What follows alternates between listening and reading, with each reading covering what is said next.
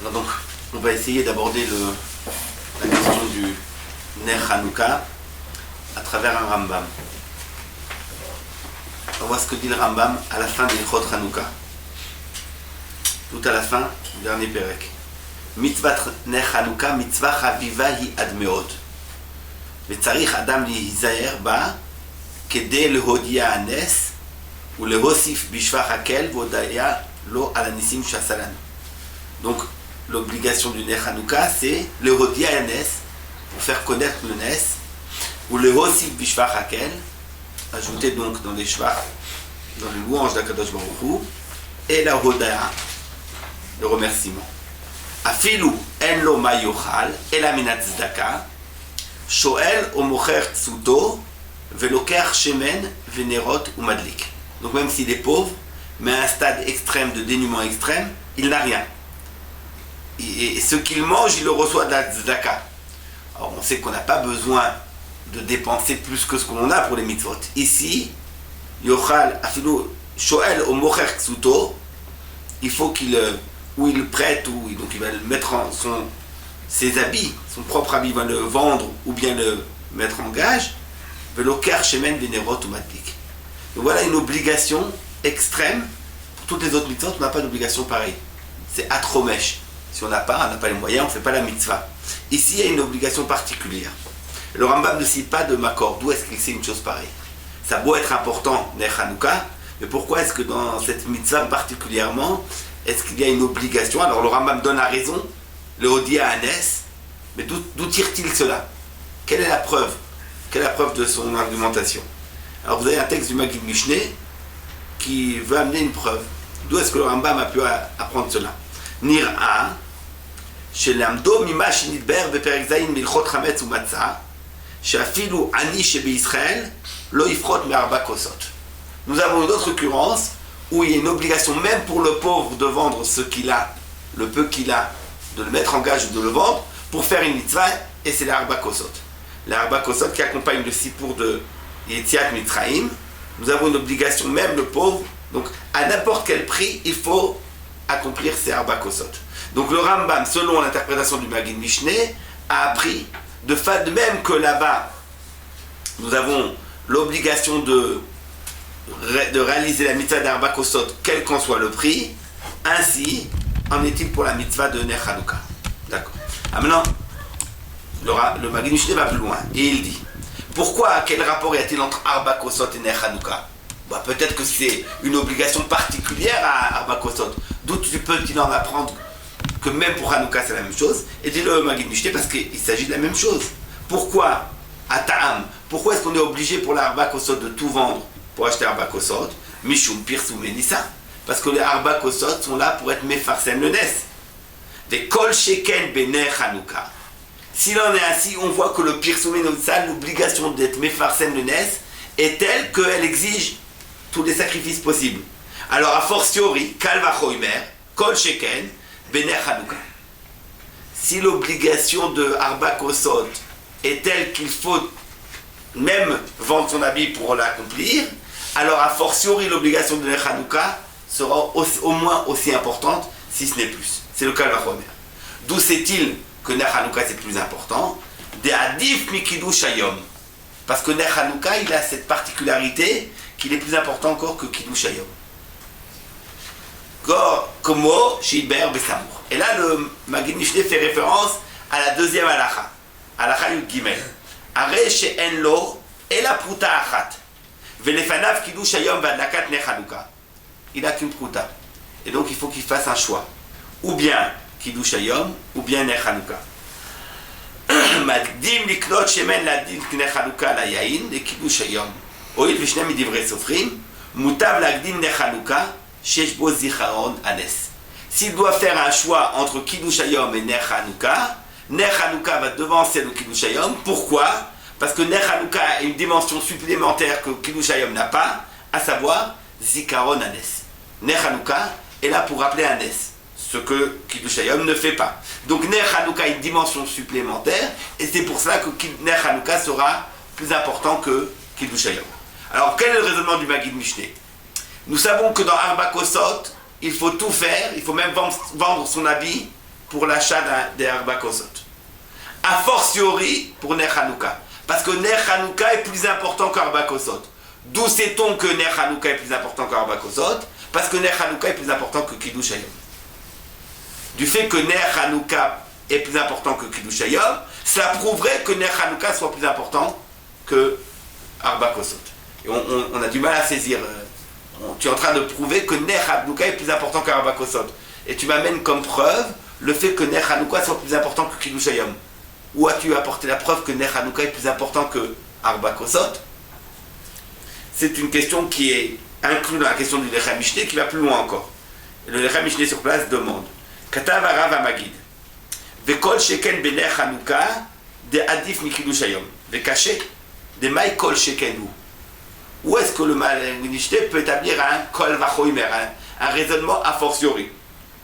Iamrinan Hanouka Adif Mikiddush Hayom Aïnou de Hanouka Vepirzu Menissa Kede Amrinan Bagmara. Si, certes, le Magid Mishneh fait référence à la halacha Yud Gimel, où il est établi que Ner Hanouka est à préférence sur Kiddush Hayom. Mais le Rambam le dit, la raison en est, c'est marqué dans la Gemara, parce que Ner Hanouka c'est Pirsum Hanes, Mashen Ken Kiddush Hayom.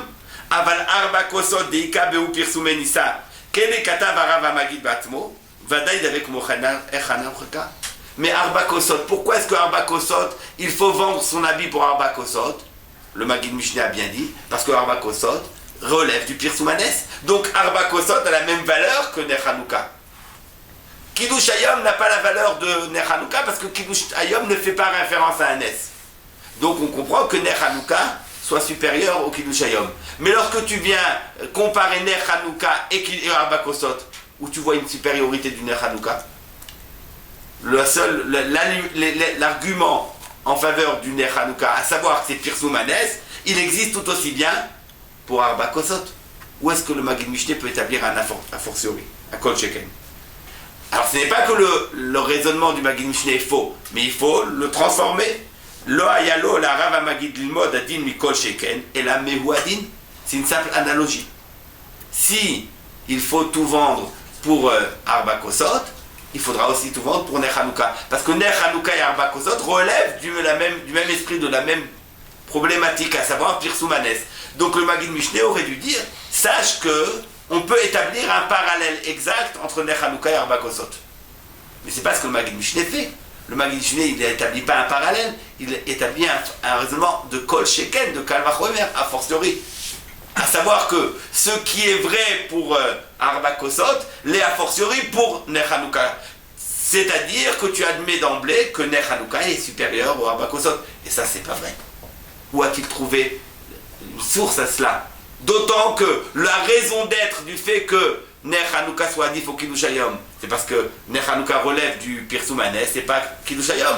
Or, cette raison existe aussi bien dans Arba Kosot que dans Ner Hanouka. Question importante du Lechem Mishneh. Alors le Avnei Nezer donne la réponse suivante. Il dit la chose suivante. En fait, ce qui est important dans ce raisonnement, ce n'est pas que Ner Hanouka relève de dimension de ce qu'on appelle le Nes, le miracle, et Kiddush Hayom, non. Parce que c'est quoi Kiddush Hayom? Kiddush Hayom, c'est le Kiddush de Shabbat.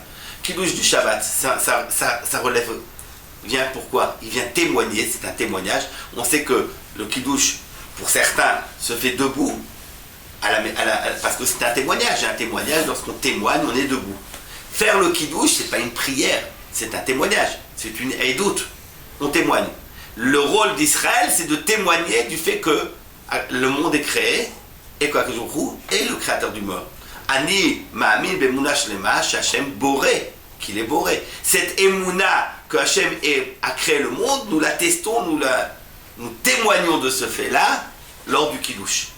Donc en réalité, le Kiddush relève de quoi? Du fait de la création. La création aussi, c'est un miracle. C'est pas un moindre miracle qu'un miracle qui est à l'intérieur de la transformation du monde. Donc, parler en fait du Kiddush Hayom, c'est parler de, non pas l'intervention de Akadosh Baruch Hu dans un monde déjà créé, mais du fait même de la création. Pourquoi alors Ner Hanouka serait-il supérieur au Kiddush Hayom? Voilà une question préliminaire qu'on peut poser déjà sur la halakha Yud Gimel. le Rambam pose, et c'est une Gemara, la Gemara dit, il est évident que Ner Hanouka est supérieur à Kiddush Hayom parce que Ner Hanouka relève du Nes. Mais pourquoi est-ce que le Nes serait plus important que le simple fait d'être créateur? Qu'est-ce qui est plus important? Qu'est-ce qui relève? Qu'est-ce qui témoigne de la puissance du créateur? Le fait qu'il ait créé le monde ou le fait qu'il soit intervenu dans un monde déjà créé? A priori, la création, c'est quelque chose de beaucoup plus important.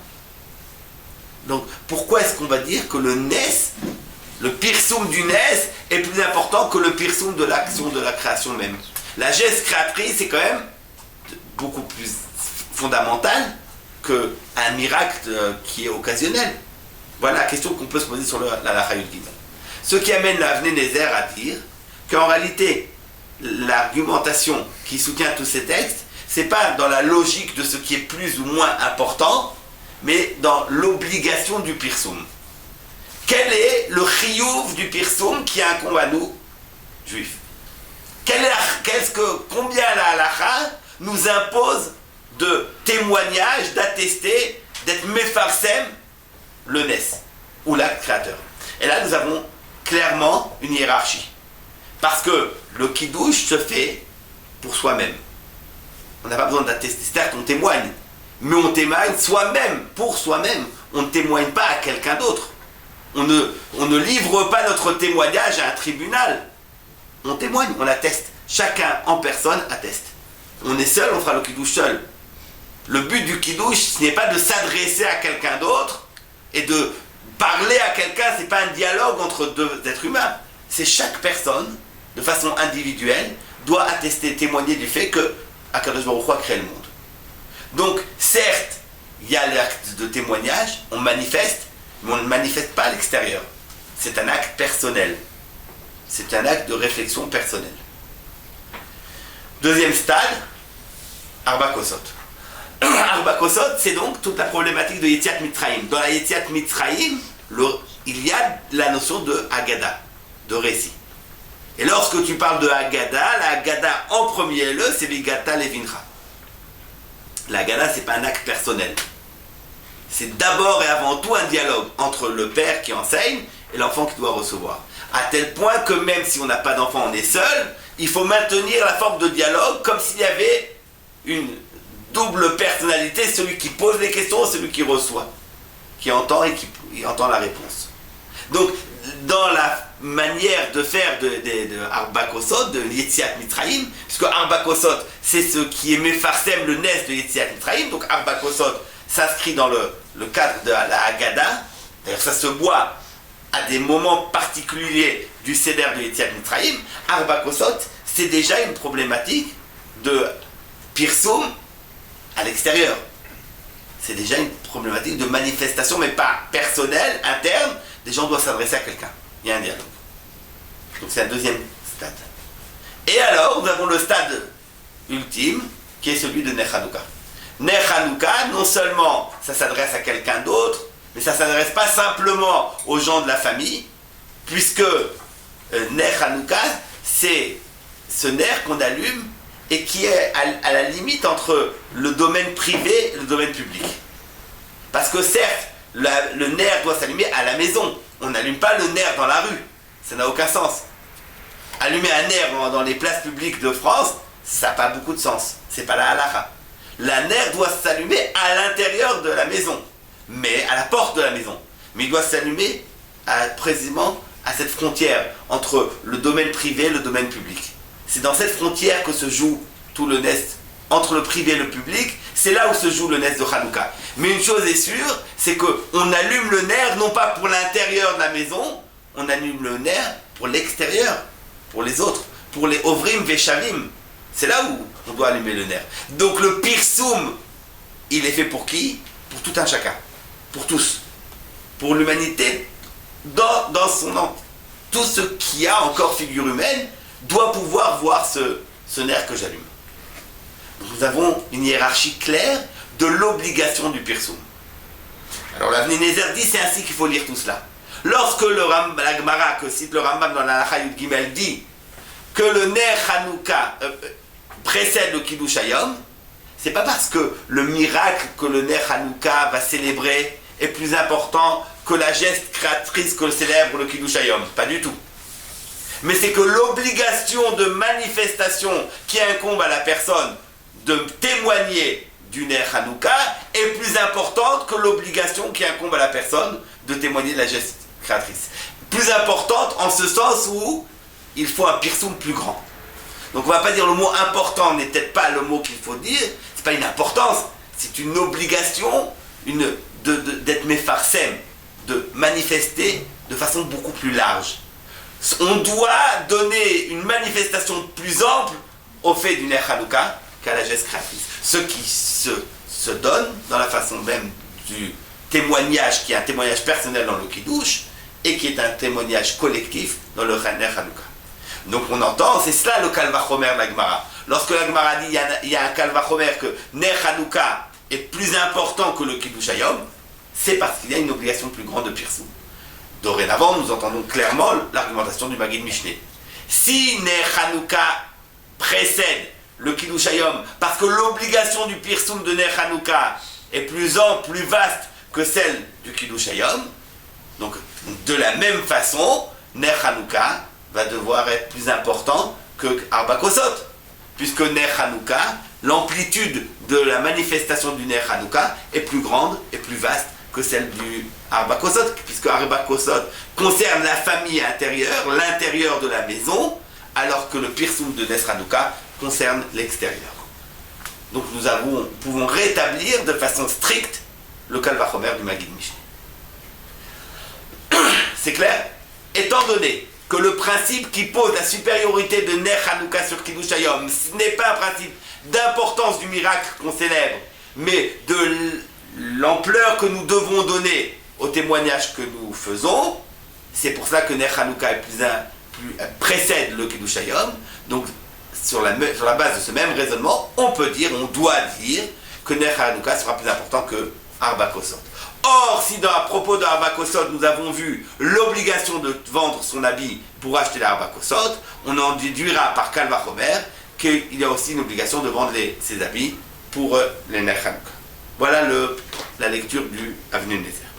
Bon, alors au niveau de la logique, c'est parfait. Simplement, il faut entendre ce qui se joue.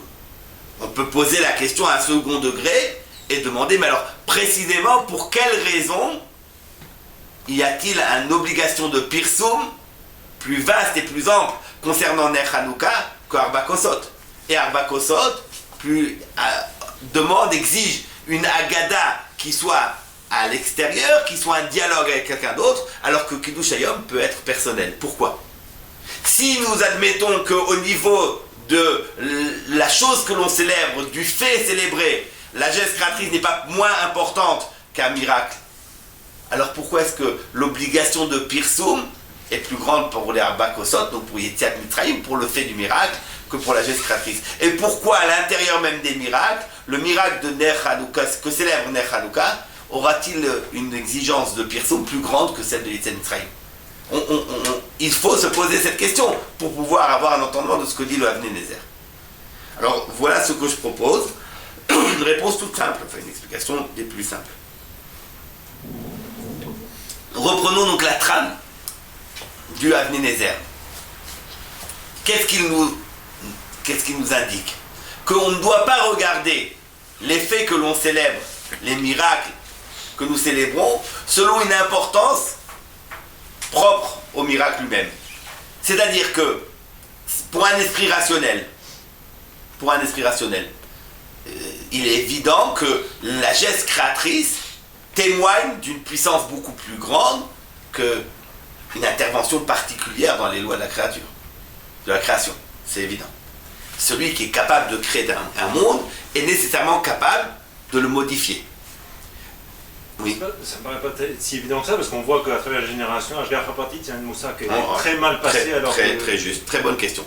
Alors, certes, bien entendu, on le voit bien que dans l'histoire de la pensée, et c'est vécu ainsi chez les hommes, il y a beaucoup plus de difficultés à recevoir un miracle comme celui de n'importe quel miracle qui attesterait d'une intervention divine que de recevoir le principe d'une création, d'une geste créatrice qui ne soit pas un fait instantané, mais qui soit une volonté divine. C'est juste. Et cela, il faut le comprendre. Mais il est évident, ça tout le monde doit le comprendre, c'est pas une question, c'est pas qu'il y aurait plus de difficultés pour un être supérieur à intervenir dans l'ordre d'un monde que de le créer. Ça n'a aucun sens. Alors qu'est-ce qui pose problème? Pourquoi précisément il y a plus de difficultés à entendre l'intervention d'Akadosh Baruch Hu que d'entendre la geste créatrice? Qu'est-ce qui fait problème dans le miracle? Alors vous avez bien sûr des questions d'ordre théologique, à savoir, certes, un Dieu est supposé capable de tout faire, mais comment peut-on entendre qu'un Dieu changerait de volonté? La volonté divine doit être immuable, par définition. Or, un miracle, c'est transformer les règles de la nature. C'est la grande question des théologiens. Comment entendre le miracle? Parce que dire un miracle, c'est dire un changement. Dire un changement, c'est incompatible avec l'immutabilité de la volonté divine. Question qui est posée par aussi bien les théologiens que par nos penseurs à nous. Et le Maharal cite, la deuxième Akdama du Maharal sur le Gvurot parle longuement de ce problème. Mais au bout du compte, quand on réfléchit un peu, c'est pas cela. C'est pas cela qui préoccupe l'humanité. Cette question elle est aussi vraie pour la création. Pourquoi à un moment donné il y a une création et il n'y a pas de création? Exact. Et c'est une question qu'on ne peut pas, à laquelle aucune solution ne pourra être donnée. La création commence, la compréhension de la création commence par Kshala Birtsono. Avant cela, c'est précisément les choses qu'on ne peut pas poser comme question. Et c'est pas de cela dont il s'agit. Il faut se placer au niveau humain. Il faut se placer non pas dans un regard qui va juger de l'extérieur à un être supérieur et lui attribuer des capacités. Est-ce qu'il est capable de créer? Est-ce qu'il est capable de modifier? C'est pas ça le problème. C'est pas ça notre problème. Ça n'a jamais été notre problème à nous. Quand on parle de la difficulté de recevoir le fait du miracle, ou quand on parle de la difficulté d'accepter la geste créatrice, il s'agit de notre entendement à nous humains qui sommes placés dans le monde, d'accepter par notre regard même, d'accepter le fait de la création et d'accepter le fait du miracle. Et là, il y a une différence fondamentale. Parce que entendre la création, entendre le fait que le monde dans lequel nous vivons est créé, qu'il a une origine, ça n'est pas nécessairement quelque chose qui est contraignant, quelque chose qui va briser l'élan premier de notre spontanéité.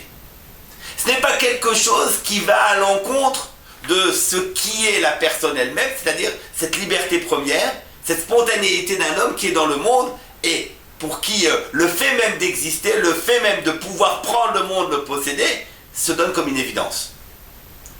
Tout commence à partir de ce raisonnement premier. Je suis là et je commence à réfléchir à partir de ma position dans le monde. Or, ma position dans le monde, c'est une position de pure liberté. C'est comme ça que je m'entends, c'est comme ça que je me définis, c'est comme ça que je me perçois. Et à travers cette perception que j'ai de moi, de ma totale liberté, je vais pouvoir analyser un monde et je vais regarder le monde. Or, c'est là où il y a une différence essentielle entre admettre la création et admettre le miracle. Admettre la création, si on lui donne un sens restreint, et si on ne donne pas le sens juif du mot création, le sens restreint de la création, c'est un fait historique. On remonte à une origine où, une fois, un Dieu a créé le monde. Bon. Est-ce que cela implique une limitation de ma liberté? Est-ce que cela implique une contrainte dans mon existence? Rien. Aucune. Donc rien ne me force à refuser le fait de la geste créatrice. Rien ne va briser la spontanéité de ma nature qui est je suis un être libre. Alors, à la rigueur, on peut entendre ce principe même de la geste créatrice, on peut l'entendre. Admettre une intervention, admettre une possibilité d'intervention divine dans le monde, c'est reconnaître qu'en réalité, le monde n'est pas soumis à des règles, n'est pas autonome. C'est briser l'autonomie du monde. C'est, en fait, soumettre le monde et toutes ces lois qui le régissent, le soumettre à un autre système supérieur qui, en réalité, c'est lui qui va diriger et décider de ce qui va se passer. Toute l'autonomie de la raison humaine, toute l'autonomie de la liberté d'un homme qui qui jouit dans le monde d'une liberté totale, elle est récusée par la notion de miracle. Ce n'est pas nécessairement récusé par la notion de création. Pour nous, nous entendons la création à travers sa prolongation qui est celle de l'intervention d'Akadosh Baruch Hu dans le monde. Alors pour nous, la notion de création a un sens différent. Mais si on coupe et on n'entend que la création sans admettre le principe même de l'intervention du miracle, alors il n'y a plus aucune contrainte. S'il n'y a plus de contrainte, il n'y a aucune confrontation entre une idée qui est une idée d'admettre une origine à la matière et le fait de ma liberté, de ma spontanéité. C'est pour ça que on peut entendre, c'est moins choquant pour l'esprit humain d'entendre la création que d'entendre le fait même du miracle. La Gemara dit, il y a une ta'ana, parmi les 13 changements, les modifications qui ont dû être effectuées dans la traduction de la Torah par les Chachamim, ce qu'on appelle la Septante. Alors l'une des traductions, l'une des modifications, c'est parce que, dit le Maharsha, pour un grec, il va de soi que même si tu admets le principe d'une création, tu ne peux pas admettre le principe de la Hashgacha, de la providence, tu ne peux pas admettre le principe de l'intervention du monde, parce que, disent-ils, c'est ce que dit le Maharsha, Al-Azav Elohim et Haaretz, le Dieu créateur a abandonné le monde. Donc il peut y avoir une création, certes, mais c'est à un moment donné, dans les lointains passés, qui ne nous concerne pas. Une fois qu'il y a création, le Dieu doit nécessairement abandonner le monde. Et donc, de facto, aujourd'hui, nous sommes dans un monde libre. Même il a été créé une fois par un Dieu, aujourd'hui, maintenant, le monde est autonome. Pourquoi est-il autonome? Parce que ce qui l'a mis en masse, ce qui l'a mis en œuvre, ce qui aurait pu être un frein à son autonomie, a abandonné, tout simplement abandonné le monde. Alors bien sûr, il ne faut pas lire ce texte-là de façon simple, enfantine, parce que ça n'a aucun sens. D'où savent-ils si ce Dieu créateur a abandonné le monde ou pas? De quoi s'agit-il? Il y aurait ici une discussion, est-ce que le Dieu qui a créé le monde persiste et est encore présent dans le monde, ou bien est-ce qu'il l'a abandonné? De quoi s'agit-il? Tout simplement parce que dans un rationalisme grec, l'idée d'une création est contraire au fait même de l'intervention divine, de la providence. Parce que c'est quoi créer? C'est quoi créer? Créer, c'est pas faire surgir de la matière. Créer, c'est donner place à un être autre que soi. Créer, c'est pas simplement le fait même qu'il n'y avait de rien et qu'on a créé une matière inerte. C'est pas cela la création. Le principe d'une création, c'est que auparavant il n'y avait qu'un seul sujet, que ce sujet a laissé place pour quelqu'un d'autre. Donc, admettre une création, c'est admettre une liberté, c'est admettre une autonomie. Un être qui ne serait pas autonome, c'est pas un être créé. C'est un être qui encore appartient à la sphère du même. Créer, c'est briser ce cercle du même, de cette identité, pour aller vers quelque chose d'autre qui soit libre, par définition. Donc, nécessairement, disent-ils, Azav et Haaretz. C'est pas qu'ils ont une connaissance, c'était un mythe chez eux, non, c'est pas une connaissance, c'est un terme logique, une nécessité que tu admets une création, tu dois nécessairement admettre, si tu veux qu'il y ait une création, il faut que le monde créé soit autonome.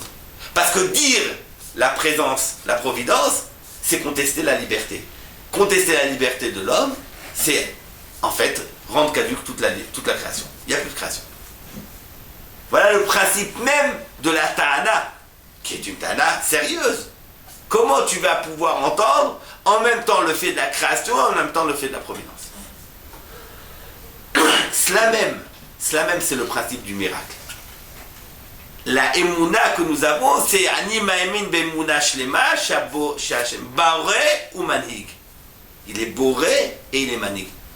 Manhig, c'est-à-dire cette constance d'une providence, d'une intervention, qui est en réalité, ramène tout au yichud, à la seule présence d'Akadosh Baruch Hu, sans contester pour autant la liberté relative dans la sphère de l'humain.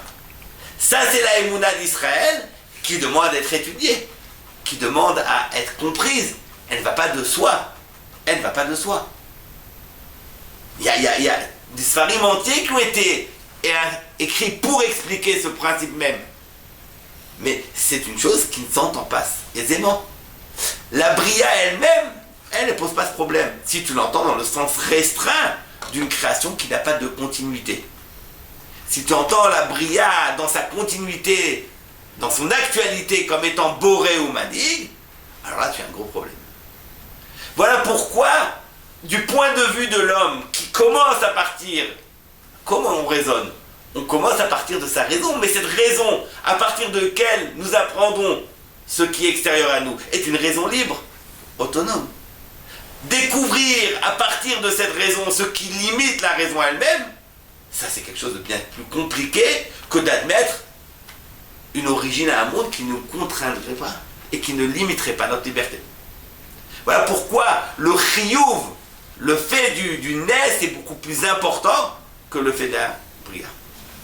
En réalité, dire la Torah, c'est-à-dire la hora'a, qu'est-ce que la Torah si ce n'est pas une hora, une mitzvah, une contrainte? Dire la contrainte, c'est quoi la Torah? C'est en réalité dire que l'existence, le réel est contraignant. Le réel, ce qui est émet, ce qui est metziut est contraignant, c'est ça la Torah. La Torah, ce n'est pas tu vis dans un monde, tu aurais pu être libre, mais sache que par le plus grand des hasards, par une simple pure coïncidence, il y a un être supérieur qui t'oblige et qui te donne des lois. C'est pas ça la Torah. La Torah, c'est de dire le fait même d'un metziut, le réel, par définition, est contraignant. Et si tu n'entends pas un réel contraignant, tu es dans l'imaginaire. Tu n'es pas dans ce qui existe réellement. C'est ça la Torah. Or, donc, dire la Torah, en réalité, c'est avoir une perception authentique de ce qui est du réel, de l'être. C'est pour cela que, lorsque la Torah va commencer, elle va, dans ce verset introductif pour présenter la Seret Adibrot, pour présenter ce qui va être la Dibra, le Dibour, qui est contraignant, parce que le Dibour, c'est ce qui porte, c'est ce verbe qui contraint.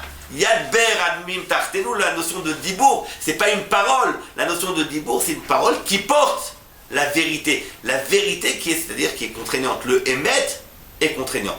Lorsque la Torah, lorsqu'il s'agit dans le texte d'expliciter quelle est l'origine du Dibour contraignant, ben on va te dire, parce qu'il s'agit de regarder le réel tel qu'il est. Et dans ce cas-là, qu'est-ce qu'on doit définir du réel? Anochi Hashem Elokecha, Asher Hotzeticha Meretz Mitzrayim. On fait référence à Yetziat Mitzrayim. Tout le monde connaît la question du Ben Ezra, du Kuzari, mais pourquoi dans un texte pareil faire renvoyer à un fait occasionnel qui limite a priori la toute-puissance du Créateur? Et pourquoi est-ce qu'on ne parle pas de Briat HaOlam? Anochi Hashem Elokecha, Asher Barati et Hashamayim et Haaretz. Voilà comment, en toute logique, on aurait dû présenter. La réponse, c'est qu'en réalité, étant donné qu'il ne s'agit pas maintenant de discourir sur l'origine du monde, mais de présenter ce qui va être l'origine du Dibour, à Seret Adibrot. Qu'est-ce que le Dibour, si ce n'est cette parole qui est contraignante, cette parole qui porte en elle le poids de la vérité, une vérité qui est mechayevet, qui est contrainte. Et bien pour cela, c'est que le réel est contraignant. Comment définir un réel contraignant? C'est la notion de miracle. Parce que une création qui ne soit pas doublée, redoublée par la notion d'intervention divine, c'est une création qui ne contraint pas. Dans la création pure, sans continuité dans le miracle, la notion d'obligation ne peut pas exister. Lorsque tu veux introduire la Seret Adibrot, tu dois nécessairement faire référence au Yetziat Mitzrayim et pas à la Bria telle qu'elle. Voilà pourquoi il y a plus de chiyuv de pirsum dans le fait du nes que dans le kiddush hayom. Maintenant, toujours dans cette optique, à l'intérieur du nes, il y a une subdivision très connue, celle du Ramban dans Parashat Bo, qui pose un distinguo entre le nes galouï, le nes qui est manifeste, et les nissim nistarim. Ce sont des nissim, mais qui ne se manifestent pas. Voilà. C'est trop long d'exposer tout le problème, mais très très brièvement, ce qui va nous concerner pour nous, Le Nes Galouille, c'est quand de façon manifeste et évidente, les structures de la nature, les structures connues, elles n'ont plus prise.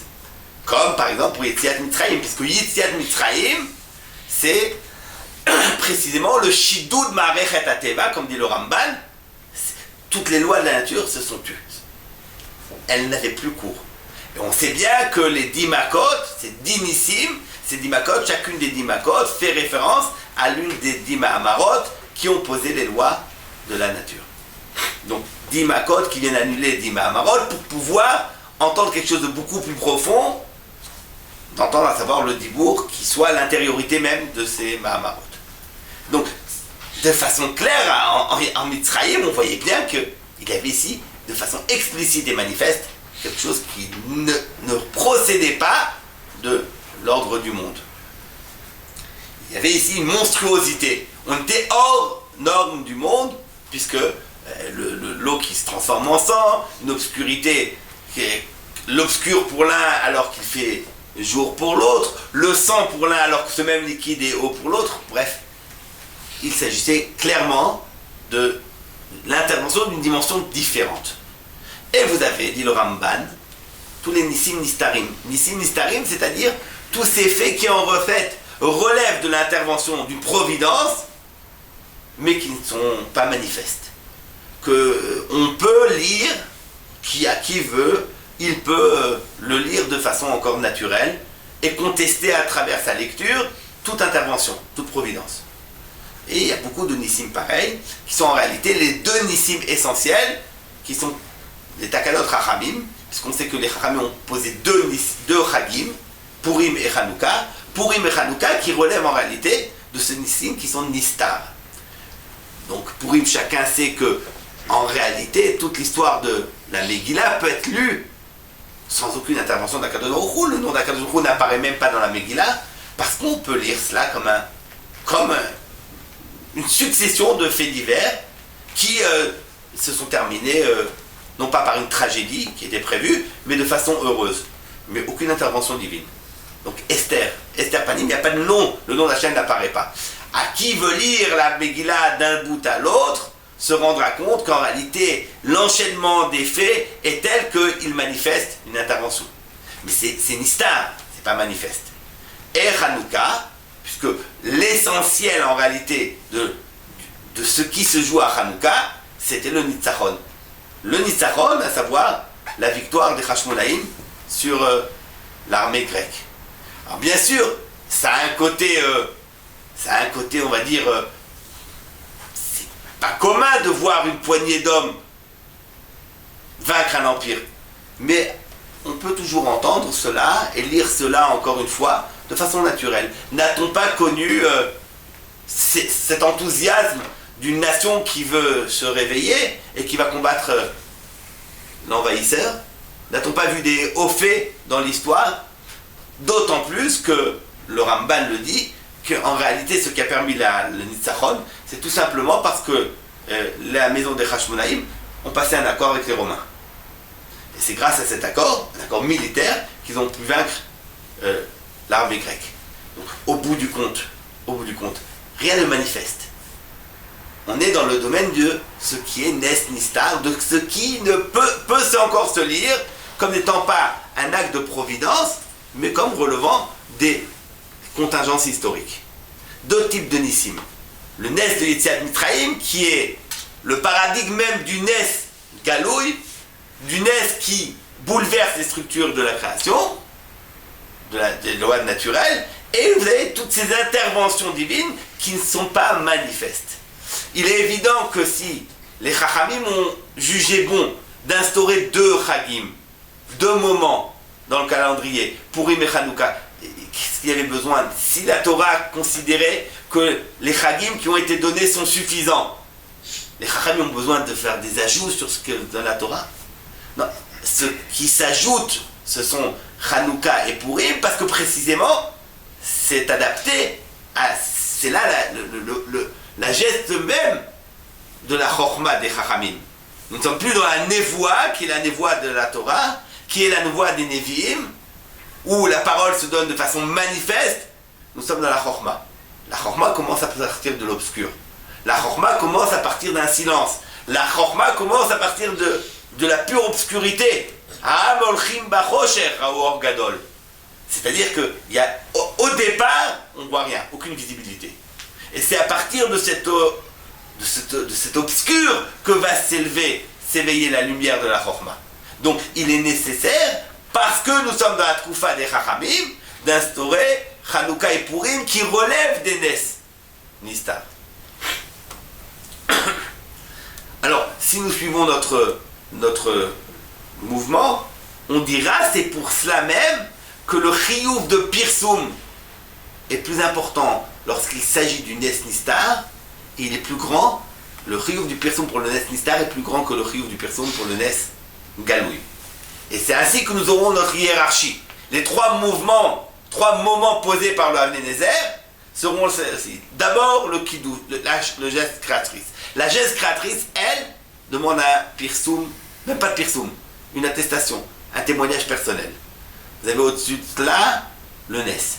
Le Nes déjà, parce que nous l'avons dit, il pose une difficulté beaucoup plus grande pour l'entendement humain, parce que il y a une réaction, il vient briser la spontanéité humaine, il faut qu'il y ait un pirsum.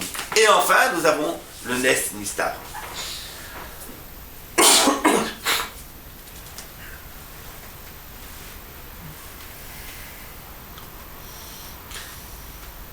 Le pirsum, pourquoi est-ce que le pirsum est plus grand lorsqu'il s'agit d'un Nes Nistar que lorsqu'il s'agit d'un Nes Galoui?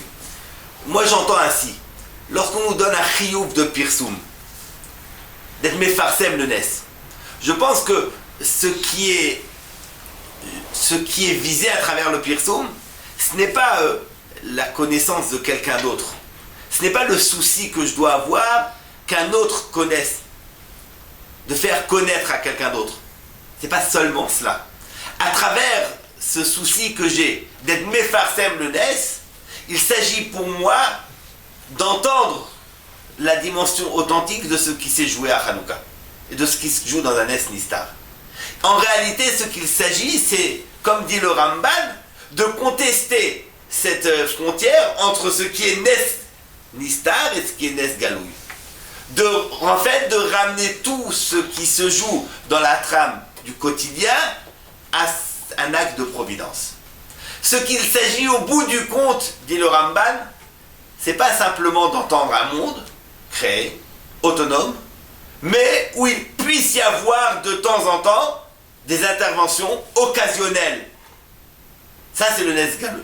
Le Nes Galoui, c'est dire en réalité, tu as devant toi un monde qui suit un ordre immuable, un ordre de la nature.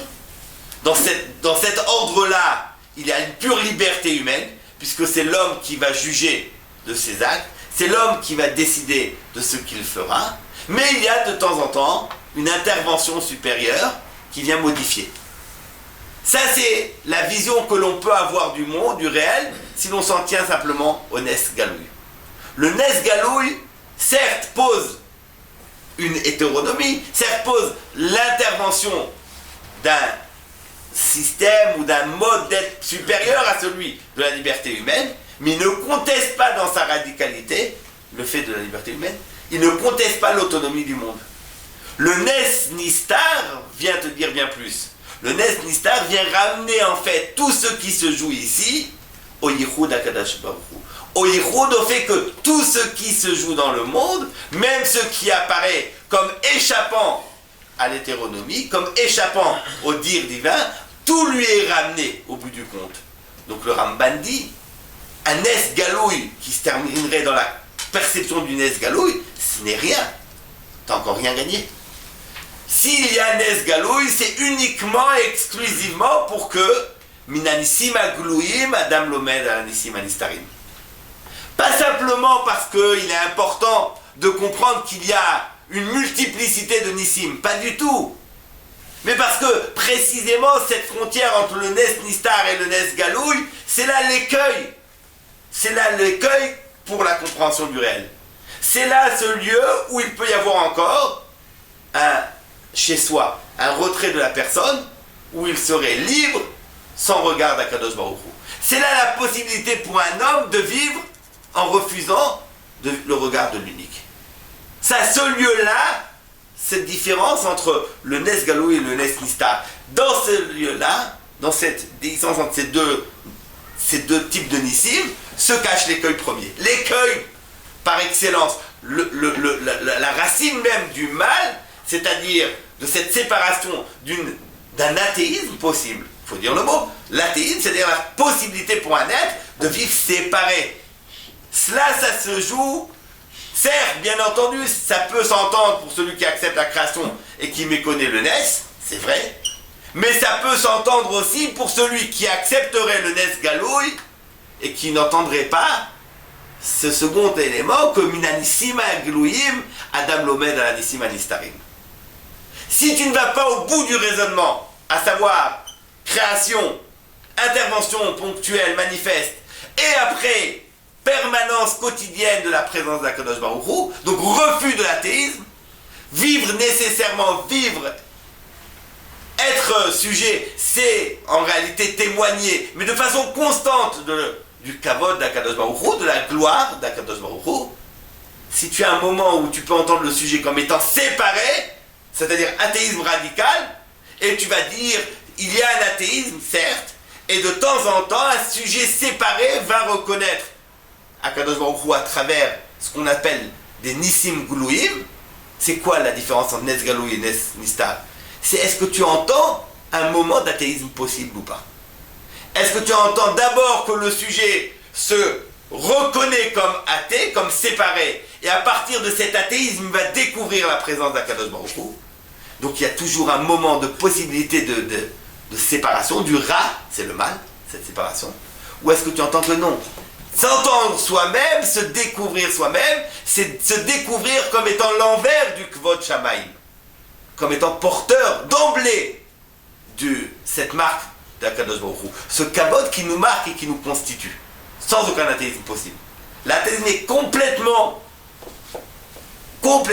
radié de la possibilité même de l'entendement de soi et du monde. Ça, c'est la différence entre Nes Nistar et Nes Galoui. C'est pas simplement que le Nes Nistar, Nes Galoui doit te faire entendre une multiplicité de Nissim. Il s'agit d'un autre ordre d'entendement. Voilà pourquoi, dans cette optique-là, nous avons un chiyuv pirsum, une gradation dans le chiyuv du Nes, dans le chiyuv du pirsum du Nes. Le Nes qui est d'abord le premier, qui est le fait de la geste créatrice, puis après nous avons l'intervention ponctuelle, ce qu'on appelle de façon vulgaire le miracle, et enfin le Nes Nistar. Pourquoi est-ce que tout se joue dans la notion de pirsum? Précisément parce que j'entends que le pirsum, c'est pas simplement faire connaître, c'est pas une publicité du Nes, le pirsum. Le pirsum, c'est en réalité faire passer le côté Nistar au côté Galoui. C'est ça le pirsum. Le pirsum, c'est contester cette frontière entre le Nistar et le Galoui. C'est pas que j'ai tellement le souci de faire connaître, que beaucoup de monde connaisse. À travers ce souci de connaissance, je veux montrer que ce qui peut s'entendre comme caché, comme n'étant pas dans l'ordre du quotidien, dans ce qui n'est pas partagé par la raison commune, en réalité, je veux lui faire atteindre son universalité. Donner ce caractère universel à ce qui est caché, à ce qui ne se donne pas d'emblée, c'est ça la notion de pirsum. Donc en réalité, c'est là le point essentiel, le pirsum, c'est un acte intérieur, personnel. C'est ma manière de marquer, de souligner le fait que le miracle est, par définition, Galoui. Que le miracle est le fait même de l'ordre universel. Qu'il n'y a pas deux ordres qui vont se superposer. L'ordre universel et un particularisme qui va de temps en temps se manifester. Pas du tout. Et que l'athéisme serait du côté universel et qu'il y aurait à partir de cet athéisme possibilité de rejoindre un particularisme qui soit reconnaissance d'Akadosh Baruch Hu. Mais non. C'est précisément contester cette frontière-là.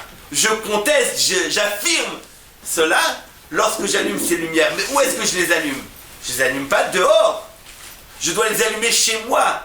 à l'intérieur encore de ce qui est caché, de ce qui est le domaine privé, mais à partir de chez moi, ces lumières vont éclairer l'extérieur. C'est pour ça que le Nes Hanouka se joue dans cette lisière, la lisière entre